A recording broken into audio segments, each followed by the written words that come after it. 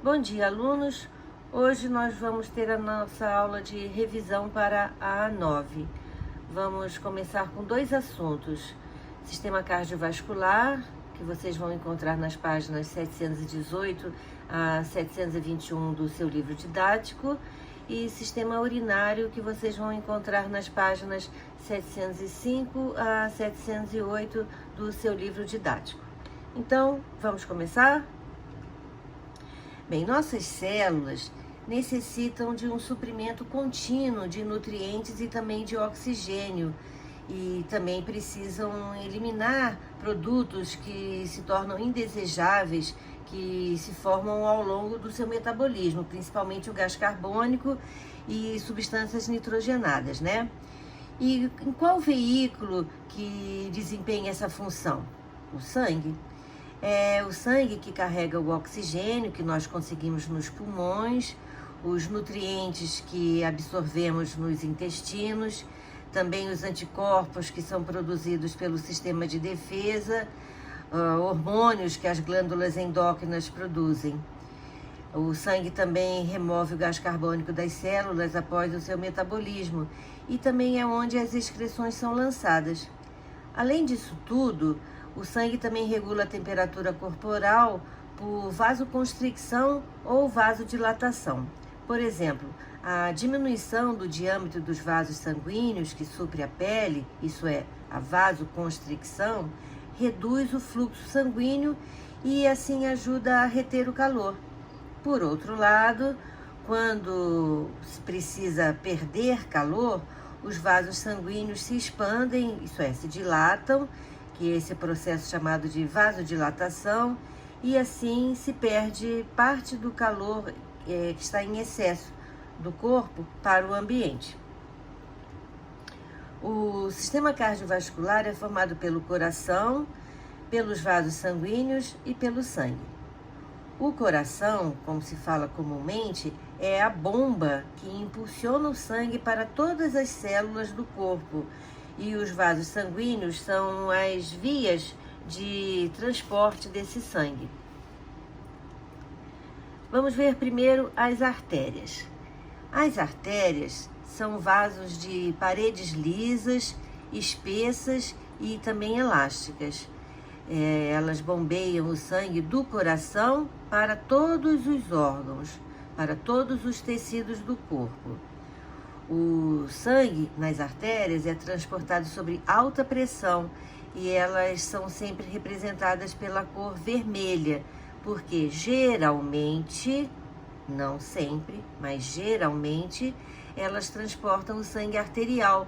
E o sangue arterial, ele tem uma coloração vermelho mais vibrante. A grande diferença entre as veias e as artérias é que as veias têm válvulas nas suas paredes. Essas válvulas têm a função de impedir o refluxo sanguíneo e também de ajudar o sangue a retornar ao coração. As veias têm paredes menos espessas e de diâmetro maior. Elas geralmente são representadas pela cor azul, porque o sangue venoso que geralmente corre nas veias tem uma coloração, um vermelho mais azulado, mais escuro. As veias trazem sangue das diversas partes do corpo para o coração. Agora os capilares. Eles são vasos muito finos que possibilitam as trocas de substâncias entre o sangue e as células e vice-versa. Isso é, de onde sai o oxigênio e os nutrientes para as células do corpo, e é onde as células jogam, vamos dizer assim, o gás carbônico e as excretas que elas produziram no metabolismo. Os capilares estão em todas as partes do corpo. Nenhuma célula pode ficar sem ter contato com um capilar sanguíneo. Essas trocas são feitas por difusão, isso é, sem gasto de energia durante toda a nossa vida. O coração. O coração, seu músculo, recebe o nome de miocárdio. E como eu falei, é uma bomba responsável por impulsionar, por bombear o sangue para todas as partes do corpo. O coração humano é dividido em 4 compartimentos: 2 átrios, que são as cavidades superiores, e 2 ventrículos, que são as cavidades inferiores. Ele também possui 2 válvulas, uma do lado direito, que é chamada tricúspide, e a do lado esquerdo, que é a válvula bicúspide ou mitral. Essas válvulas impedem que o sangue volte à cavidade de onde saiu. O ventrículo esquerdo possui as paredes mais espessas, porque é ele que impulsiona o sangue para todo o corpo através da artéria aorta. Então vamos ver os vasos que chegam ao coração. Aqui nós temos então as veias cavas, veia cava superior e veia cava inferior. Temos aqui a artéria aorta, essa grande artéria. Também temos a artéria pulmonar, as veias pulmonares. Nós vamos voltar a falar sobre cada uma das partes do coração quando nós formos ver o ciclo cardíaco, tá bom? O circuito, a circulação sanguínea, propriamente dita. Então vamos ver como se dá a circulação sanguínea no nosso corpo. Então como é um ciclo, eu posso começar da onde eu quiser.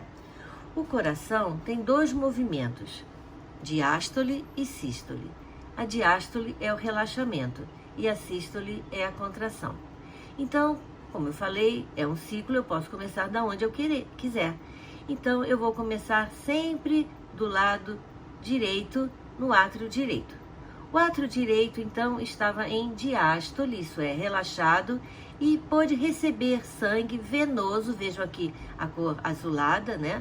Sangue venoso das veias cavas, veia cava inferior e veia cava superior. E aí, imediatamente, o átrio entrou em sístole, empurrou então o sangue venoso através da válvula tricúspide para o ventrículo direito, que estava em diástole e imediatamente entrou em sístole. Aí a válvula tricúspide se fecha, porque quando o ventrículo está em sístole, o átrio entrou em diástole. Então o sangue poderia voltar, mas não volta. Por quê? Porque a válvula tricúspide se fechou. Então, continuando. O ventrículo, então, direito entrou em sístole e mandou o sangue através da artéria pulmonar para os pulmões. Lá nos pulmões vai acontecer a hematose, isso é, o oxigênio que entrou através da inspiração lá nos alvéolos pulmonares se combinou agora com as hemácias, formando a oxihemoglobina, e o gás carbônico que estava no sangue vai ser eliminado para os alvéolos pulmonares e o sangue que era venoso vai se tornar sangue arterial.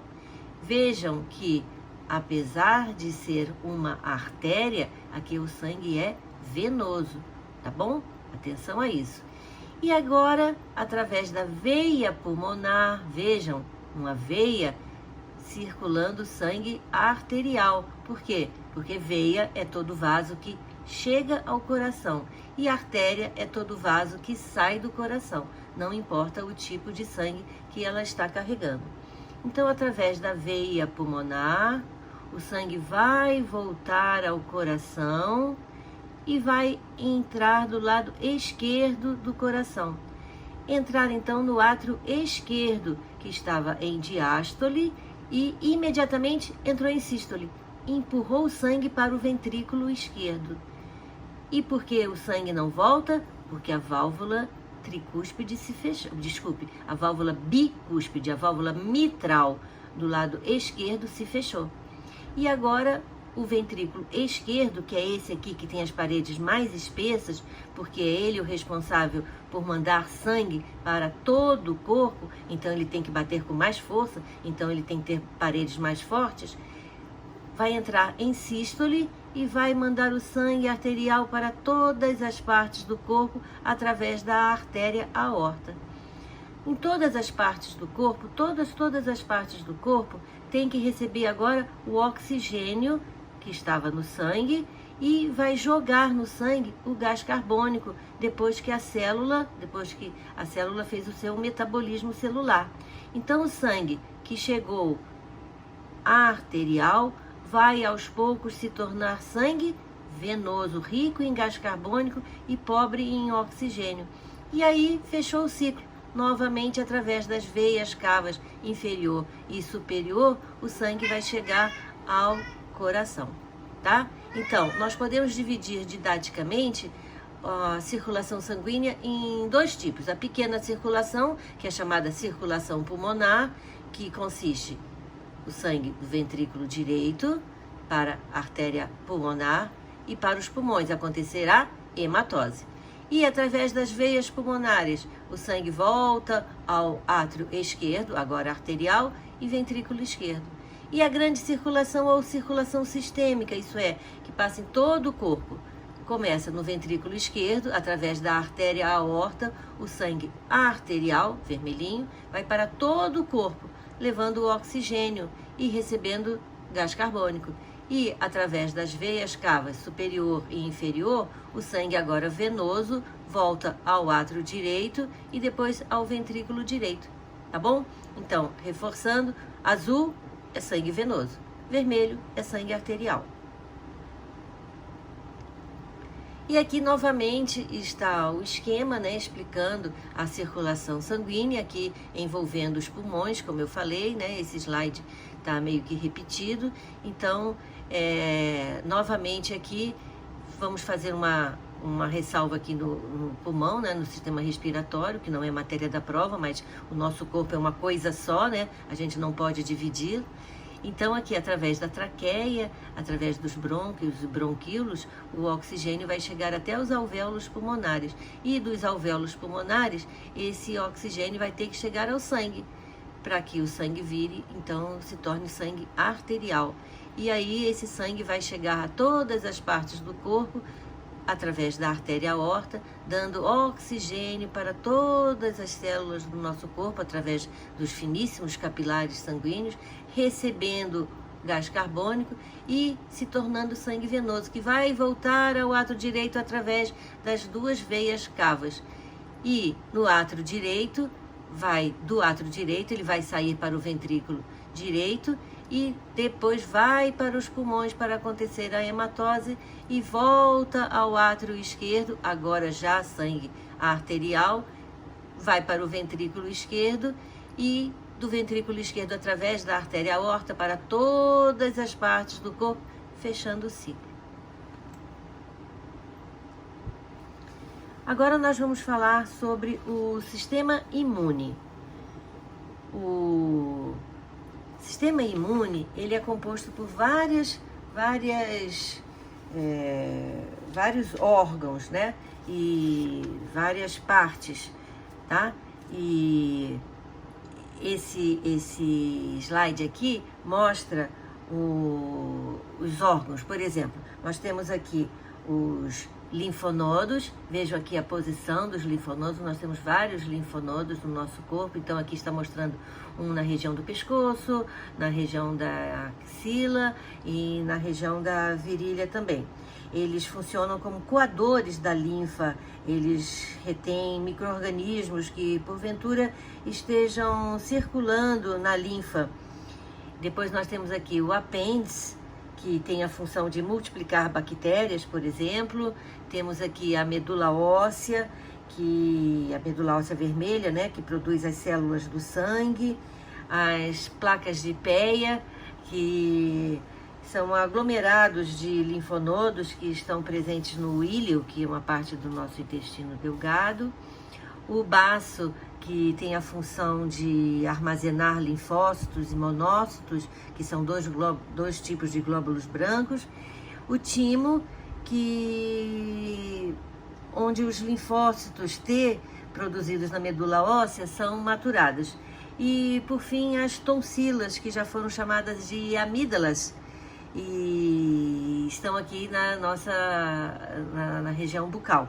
Certamente quando vocês foram ao médico, ele examinou com as pontas dos dedos o seu pescoço. E o que ele estava examinando? Os seus linfonodos. As tonsilas, juntamente com as adenoides, são uma barreira ao ataque de micro-organismos.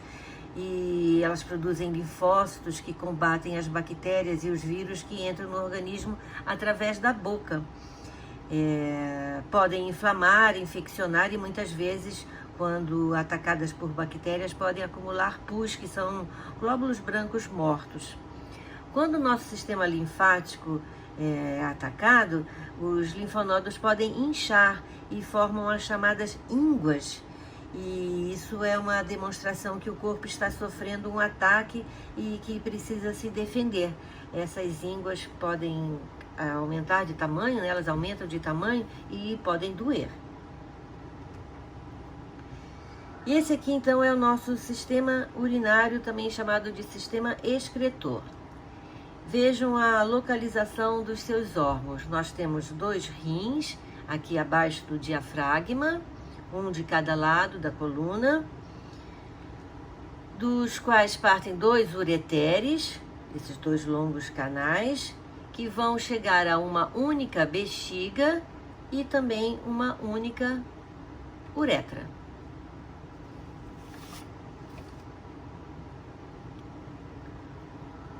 Os ureteres têm funções, têm movimentos peristálticos, esqueci de falar, que empurram a urina e tudo que estiver ali nos rins em direção à bexiga.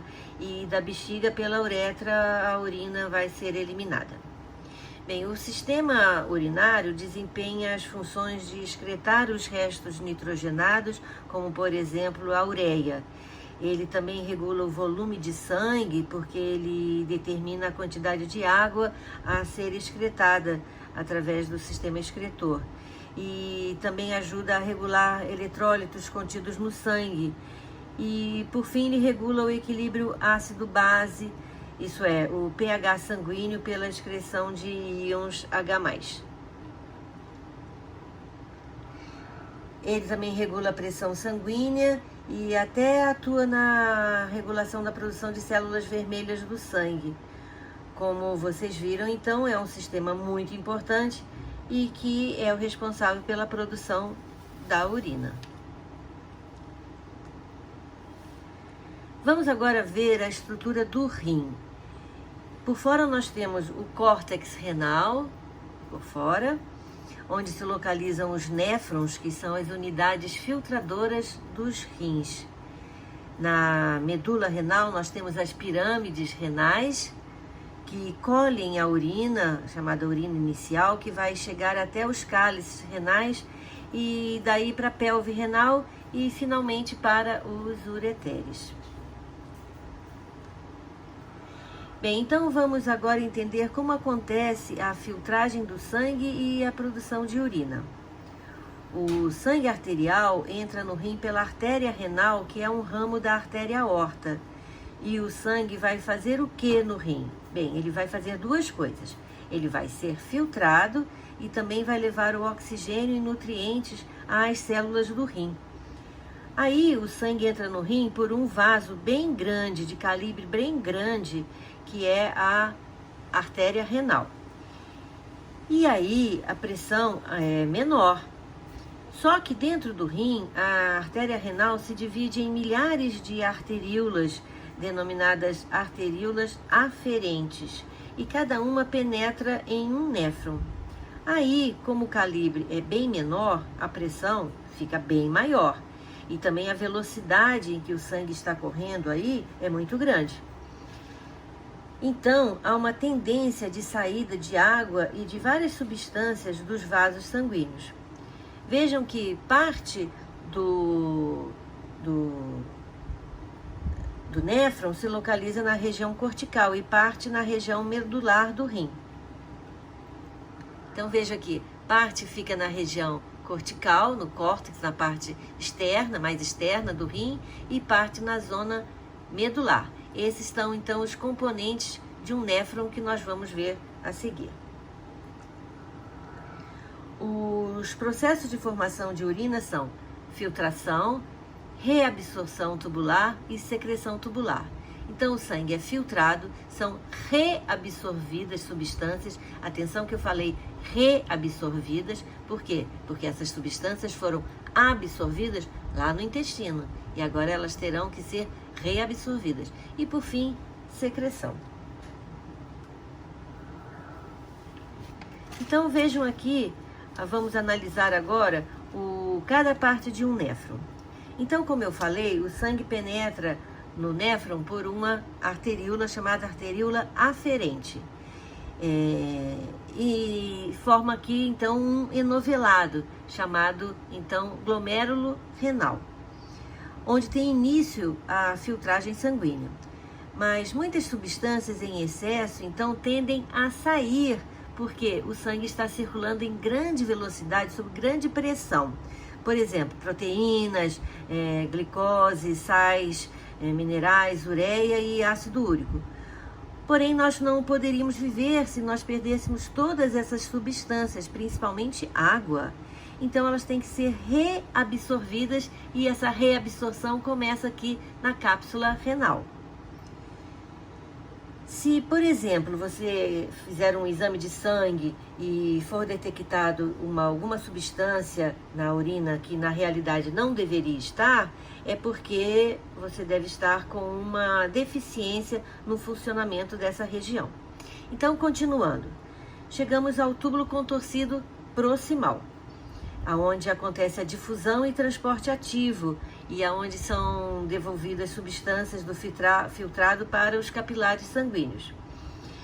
E agora nós estamos na alça néfrica, aonde ocorre a maior parte da reabsorção de água do filtrado para essa água volta aos capilares sanguíneos.